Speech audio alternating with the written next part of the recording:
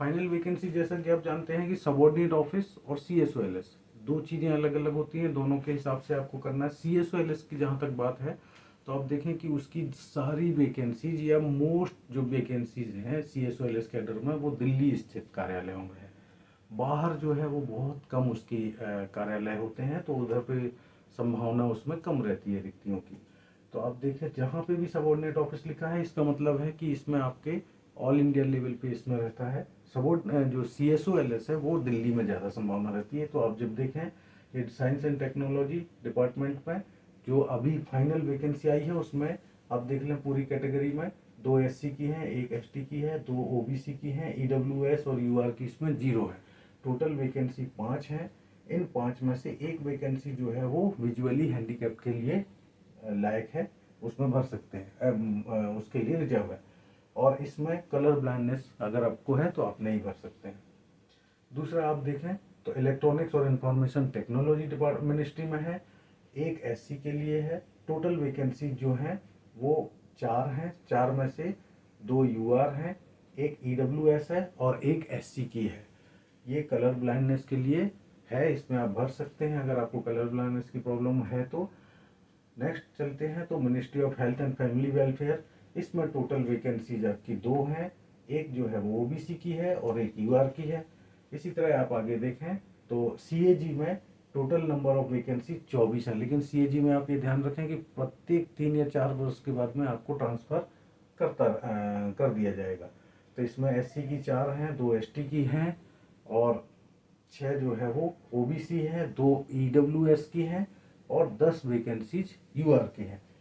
Total 24 vacancy है। इसमें से एक वैकेंसी जो है वो ऑर्थोपेडिक जो हैंडीकैप्ड हैं उनके लिए रिजर्व है और इसमें भी आप कलर ब्लाइंडनेस में की स्थिति में ज्वाइन कर सकते हैं, इसमें अप्लाई कर सकते हैं, प्रेफरेंस दे सकते हैं।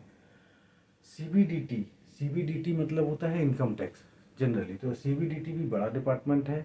CBEC जो पहले होता था वो आजकल CBIC हो गया है, ITC। उसमें क्या है कि इनडायरेक्ट टैक्स का है।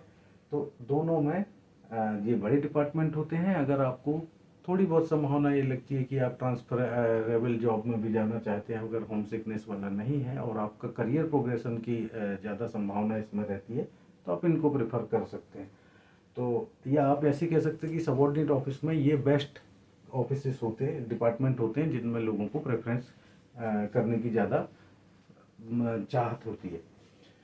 तो CBDT इनकम टैक्स में टोटल वैकेंसीज हैं 37 में से 15 जो है वो UR हैं, 7 EWS है, 12 जो है OBC, एक ST की है और 2 SC की वैकेंसीज हैं।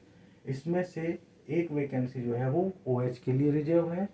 इसमें भी अगर आपको कलर ब्लाइंडनेस की प्रॉब्लम है तो तब भी आप इसमें भर सकते हैं, प्रेफरेंस अपना दे सकते हैं। CAT कैट के लिए एक वैकेंसी है और वो अनरिजर्व कैटेगरी में है। इसमें अगर आप चाहें तो इसमें भर सकते हैं, लेकिन इसमें केवल एक ही वैकेंसी है। और अगर अब आप देखें कस्टम सेंट्रल एक्साइज में, ये भी बहुत अच्छा डिपार्टमेंट है, इसमें प्रमोशन के भी काफ़ी चांसेस होते हैं। तो इसमें आप देखें 102 टोटल वैकेंसीज हैं, 102 में से 54 UR की हैं, 6 जो हैं वो EWS की हैं, SC की 14 हैं, ST की 6 हैं और 22 वैकेंसी जो है वो OBC की है। इसमें से भी 2 OH के लिए रिजर्व है और एक जो है वो HH के लिए हेयरिंग हैंडीकैप्ड के लिए रिजर्व है। और इसमें भी अगर आपको कलर ब्लाइंडनेस की, तो आप देखें जो डोका है मिनिस्ट्री ऑफ कंज्यूमर अफेयर्स की, इसमें 2 है, एक तो मिनिस्ट्री के लिए निकला है और एक कंज्यूमर डोका के लिए निकला है। दोनों में अगर आप देखें तो टोटल वैकेंसी डोका में 3 है और मिनिस्ट्री के अंदर मिनिस्ट्री ऑफ कंज्यूमर अफेयर्स में आप देखें तो उसमें 1 है। 3 में से जो डोका में से 3 में से आप देखेंगे तो 2 UR के लिए हैं और एक OBC के लिए रिजर्व है। कलर ब्लाइंडनेस में आप भर सकते हैं। इसी तरह से एक vacancy ministry of consumer affairs में है, उसमें UR के लिए रिजर्व है और या बोले अनरिजर्व है वो वैकेंसी, तो उसमें आप कलर ब्लाइंडनेस में नहीं भर सकते। नेक्स्ट उस पर चले अपन तो मिनिस्ट्री ऑफ डिफेंस में है। मिनिस्ट्री ऑफ डिफेंस में इसका संभावना ये है नेवी है, तो ये एक पर्टिकुलर शहर में ही रहेगा। आप समझ लगा लें इसको कहाँ पर हो सकती है, ये नेवी का है। तो इसमें आप देखें टोटल नंबर ऑफ वैकेंसी जो है वो 2 हैं, एक यूआर के लिए है और एक ओबीसी के लिए है। अब इसमें से आप कलर ब्लाइंडनेस की पोजीशन में आप भर सकते हैं।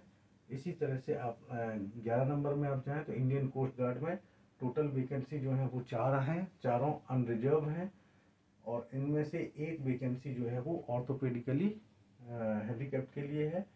कलर ब्लाइंडनेस में भी भर सकते हैं।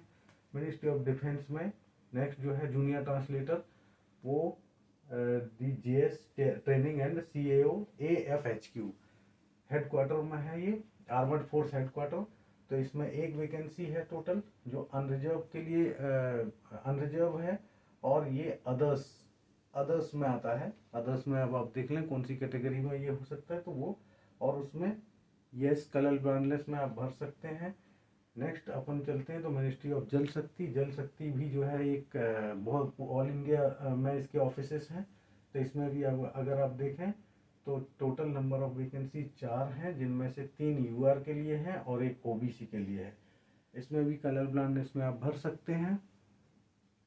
नेक्स्ट मिनिस्ट्री ऑफ माइंस में आप देखें तो इसमें टोटल वैकेंसीज 5 हैं, 5 में से 2 यूआर हैं, 2 जो है ओबीसी हैं और एक एससी के लिए रिजर्व है। इसमें भी कलर ब्लाइंडनेस में आप भर सकते हैं। इसी तरह आप 15 नंबर में आप देखें, ये नंबर आप ध्यान रखें जब आप प्रेफरेंस देंगे तो इसी नंबर के बेसिस पे आपको देना है। 15 नंबर में आप देखें डीजी मेट्रोलॉजी मौसम विज्ञान विभाग। इसमें जो है आप देखें टोटल 12 वैकेंसीज हैं, 12 में से 8 अनरिजर्व हैं, एक जो है वो ओबीसी की है, एक एसटी की है और 2 एससी के लिए है। इसमें आप कलर ब्लाइंडनेस की स्थिति में नहीं भर सकते हैं। नेक्स्ट 16 नंबर पे आप चलें तो ऑफिस ऑफ डेवलपमेंट कमिश्नर, ये मिनिस्ट्री ऑफ कॉमर्स की है। इसमें आप देखें तो टोटल वैकेंसी जो है वो 10 हैं, 10 में से 7 अनरिजर्व हैं, बाकी जो है वो एक ईडब्ल्यूएस, एक ओबीसी और एक एससी के लिए है। एसटी के लिए इसमें एक भी वैकेंसी नहीं है और इसमें भी कलर ब्लाइंडनेस की स्थिति में आप नहीं भर सकते हैं। दूसरा, अब यहाँ सर आप देखें तो ये जो है राजभाषा विभाग, ये आपकी CSOLS शुरू हो जाती है। इसका मतलब है कि आपको दिल्ली में ज़्यादा संभावना है रहने की। तो इसमें आप देखें डायरेक्ट मिनिस्ट्री ऑफ जो राजभाषा विभाग है उसमें टोटल 5 वैकेंसीज हैं, 5 में से 2 अनरिजर्व हैं, एक जो है वो ईडब्ल्यूएस की है और 2 एससी की है। तो इस तरह से आप इसमें भी एक अदर्स के लिए भी है और इसमें अगर आप देखें इन्हीं में से एक अदर है और इसमें आप देखें कलर ब्लाइंडनेस में भी आप भर सकते हैं। नेक्स्ट जो है वो रजिस्ट्रार जनरल ऑफ इंडिया का है, सेंसस वाला। उसमें भी आप देखें टोटल नंबर ऑफ वैकेंसीज 8 हैं, 8 में से ये भी ऑल इंडिया लेवल पे होते हैं, 8 हैं, 8 में से 6 जो है वो अनरिजर्व हैं, एक ईडब्ल्यूएस के लिए है और एक जो है वो एससी के लिए है। इसमें भी कलर ब्लाइंडनेस में आप भर सकते हैं। नेक्स्ट चलें 19 नंबर पे तो ये एयर है, AIR हेडक्वार्टर्स पे है। इसमें आप देखें एयरफोर्स हेडक्वार्टर्स में, इसमें आप देखें टोटल नंबर ऑफ वैकेंसीज 56 है, 56 में से 25 यूआर हैं, 5 ईडब्ल्यूएस, ओबीसी की 16 हैं, 3 एसटी हैं, 7 एससी है। इसमें से आप देखें एक्स सर्विसमैन के लिए नहीं है, लेकिन OH, HH और VH तीनों के लिए एक एक रिजर्व है। इसमें भी आप कलर ब्लाइंडनेस की पोजीशन में भर सकते हैं। और नेक्स्ट स्लाइड में अब हम चलते हैं। नेक्स्ट इंडेंटिंग डिपार्टमेंट है मिनिस्ट्री ऑफ डिफेंस का ही, navy, directorate of civilian manpower planning. इसमें आप देखें तो एक वैकेंसी ओबीसी के लिए है, टोटल एक वैकेंसी है। इसमें भी कलर ब्लाइंडनेस में आप भर सकते हैं। नेक्स्ट फिर चलें तो ये ministry of MSME, office of development commissioner.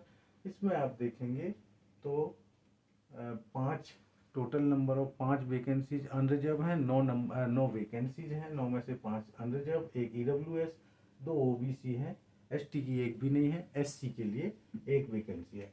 तो इस तरह से आप देखें तो जो पहले आप देखे होंगे जब इसकी वैकेंसीज आई थी तो उस समय पे ये 305 टोटल वैकेंसी डिक्लेयर हुई थी।